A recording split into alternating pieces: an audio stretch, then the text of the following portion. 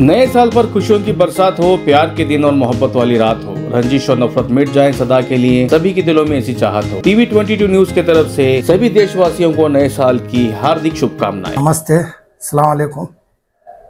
ಸಮಸ್ತ ನಾಡಿನ ಜನತೆಗೆ ಹೊಸ ವರ್ಷದ ಶುಭಾಶಯಗಳು।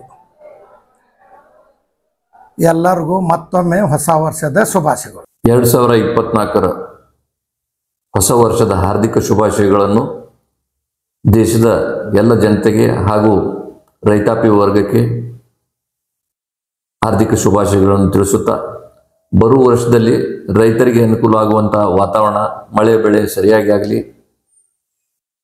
ಅಲ್ಲದೆ ಜನರ ಆರೋಗ್ಯನೂ ಸಹ ಚೆನ್ನಾಗಿರಲಿ ಅಂತ ಹೇಳಿ ದೇವರಲ್ಲಿ ಪ್ರಾರ್ಥನೆ ಮಾಡ್ಕೋತಾ ಇದ್ದೇನೆ। ನಮಸ್ಕಾರ, ನಾನು ಡಾಕ್ಟರ್ ಬಾಬು ರಾಜೇಂದ್ರ ನಾಯ್ಕ।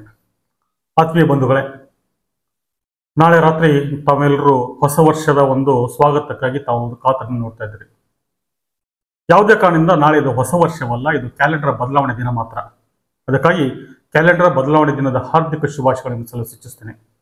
ನಮ್ಮ ಸಂಪ್ರದಾಯದ ಪ್ರಕಾರ ನಾಳೆ ದಿನ ಅದು ಹೊಸ ವರ್ಷ ಅಲ್ಲದೆ ಯುಗಾದಿಯೇ ನಮ್ಮ ಹೊಸ ವರ್ಷ। ಯುಗಾದಿಯ ಪರ್ವದಿನಂದು ನಾವೆಲ್ಲರೂ ಹೊಸ ವರ್ಷವನ್ನು ಅತ್ಯಂತ ವಿಜೃಂಭಣೆಯಿಂದ, ಧಾರ್ಮಿಕವಾಗಿ, ಭಕ್ತಿ ಶ್ರದ್ಧೆಯಿಂದ ಆಚರಿಸೋಣ। ನಾಳೆ ದಿನ ಹುಚ್ಚಾಟ ಮಾಡದೆ, ಅತಿರೇಕವಾಡದೆ ತಾವುಗಳು ಕ್ಯಾಲೆಂಡರ್ ಬದಲಾವಣೆ ದಿನವನ್ನು ಆಚರಿಸಬಹುದು। ತಮ್ಮೆಲ್ಲರಿಗೂ ಶುಭವಾಗಲಿ। ಸಮಸ್ತ ಹಿಂದೂ ಮುಸ್ಲಿಂ ಬಾಂಧವರಿಗೆ ಹೊಸ ವರ್ಷದ ಶುಭಾಶಯನ್ನು ಕೋರುತ್ತಾ, ಈ ಹೊಸ ವರ್ಷ ಎಲ್ಲರಿಗೆ ಸುಖ ಶಾಂತಿ ಸಮೃದ್ಧಿ ತರಲಿ ನಾನು ದೇವರಲ್ಲಿ ಪ್ರಾರ್ಥಿಸಿಕೊಳ್ಳುತ್ತೇನೆ।